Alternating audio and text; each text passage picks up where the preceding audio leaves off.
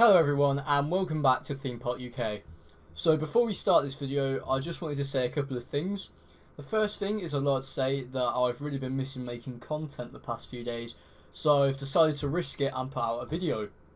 The second thing is that I wanted to say thank you for all the support the last week or so. I've had so many nice comments about the situation with Coaster Force and on my videos in general, which has really inspired me to keep going with this, so thank you all so much. Anyway, let's start the video. So today we're going to be explaining the incident on the Splash Canyon ride at Drayton Manor in 2017. So first, what is Splash Canyon? Splash Canyon is a rapids ride manufactured by Intamin and opened in 1993 at Drayton Manor, located near Tamworth.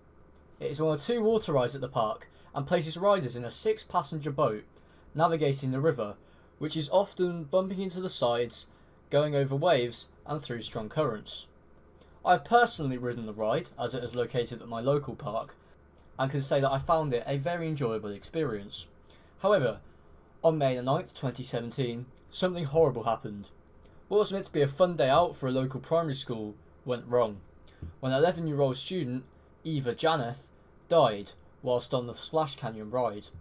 It is believed to have happened due to the girl standing up during the ride and her being thrown out of the raft, which led to her being dragged underwater and suffering a heart attack. Following the tragic events of that day, Drayton Manor closed their park for the rest of the week, and Thorpe Park closed their version of Splash Canyon, Rumba Rapids, due to safety concerns. The Rumba Rapids ride has now reopened.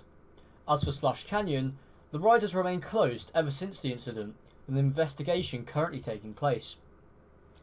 Another safety precaution put in place, which I found out trying to get onto the Rumba Rapids at Thorpe Park this year, is that under 18s now need to be accompanied by an adult, which I'm assuming is because of this incident.